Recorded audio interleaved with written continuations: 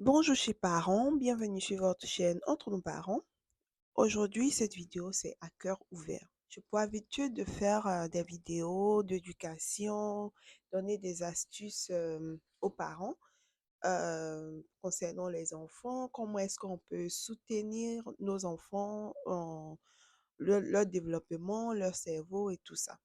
Donc aujourd'hui, je viens parler en tant qu'un enfant. Et c'est l'enfant intérieur en moi qui s'adresse à vous, mes chers parents. Et le but de cette vidéo, c'est pour que nous, les parents présents, nous puissions prendre connaissance et puis faire des réflexions et ne pas reproduire les mêmes choses, en fait. Voilà, je ne suis pas ici pour blâmer un parent.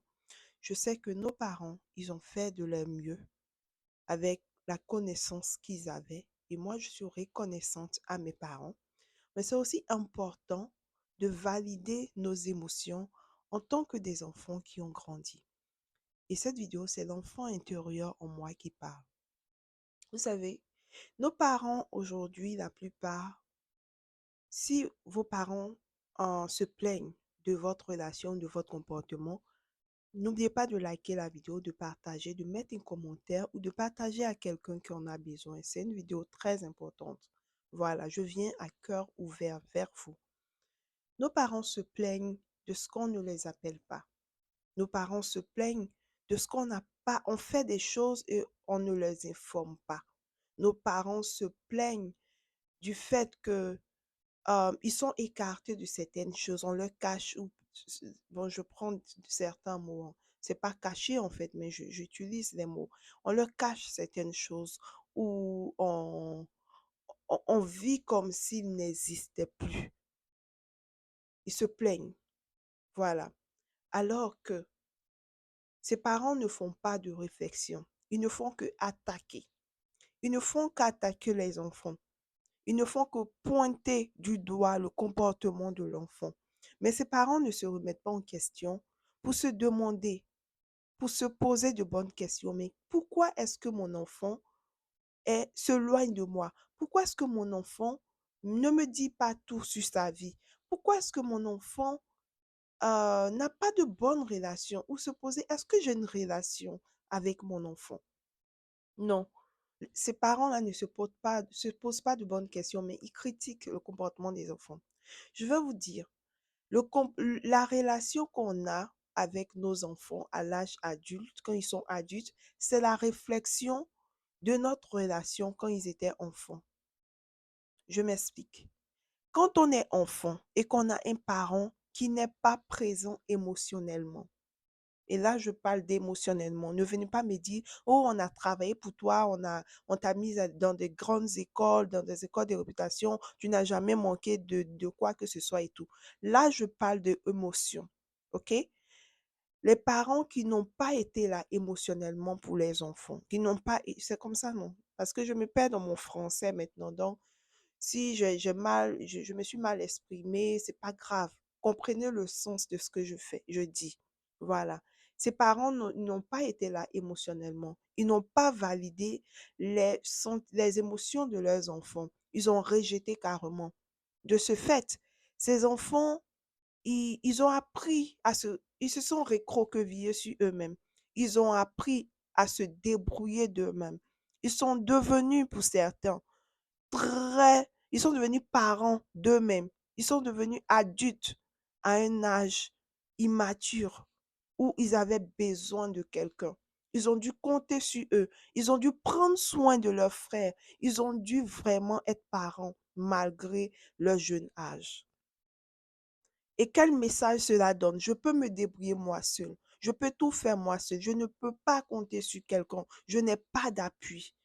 Et quand on grandit comme ça, évidemment, ça va affecter la relation qu'on a avec nos parents.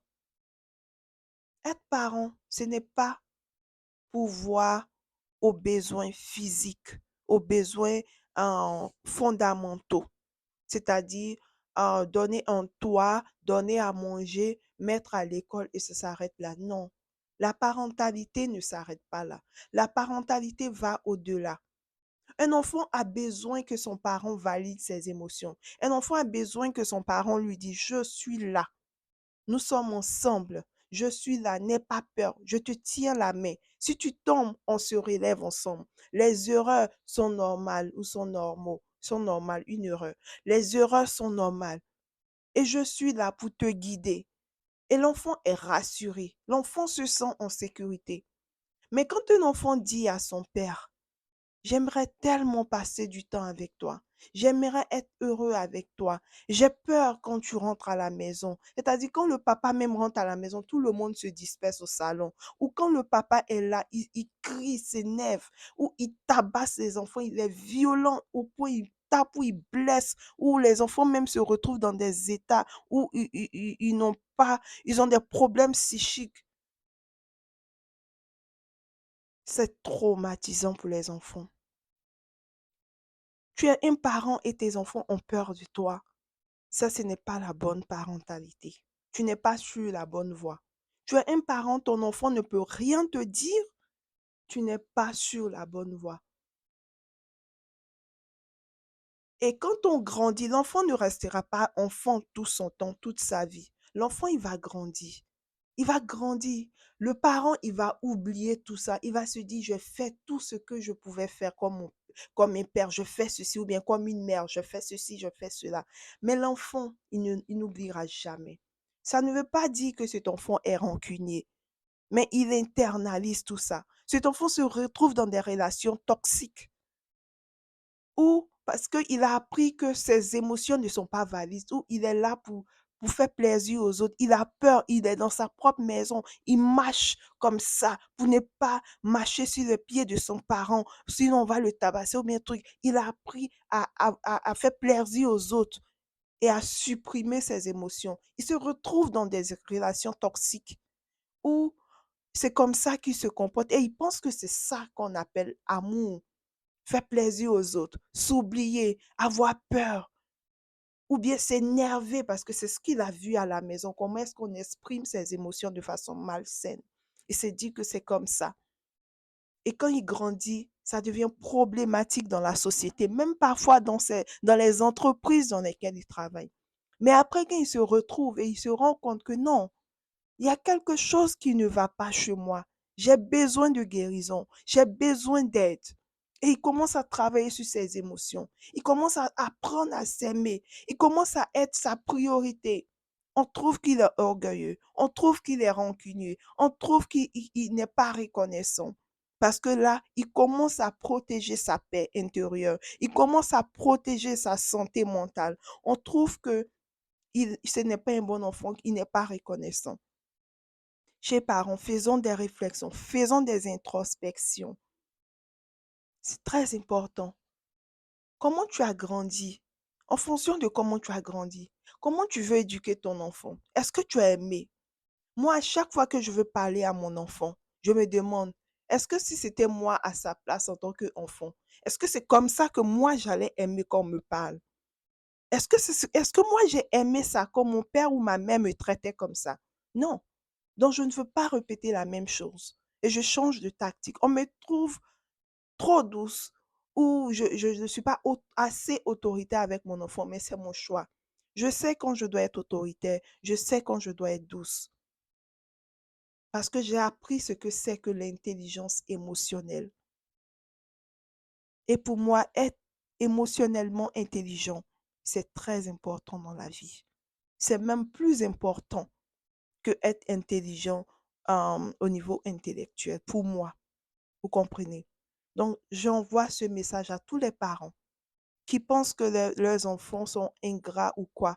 Non, les enfants ne sont pas ingrats. C'est plutôt une réflexion de notre relation quand on était enfant. Envoie cette vidéo à un parent qui te trouve ingrat, rancunier, méchant et tout ça. Et que cette vidéo te parle. Je te parle à toi. Prends soin de toi, prends soin de ta santé mentale. N'en veux pas aussi à tes parents parce qu'ils ont fait du mieux qu'ils pouvaient. Aime-les avec leurs erreurs, avec leurs défauts. Bisous.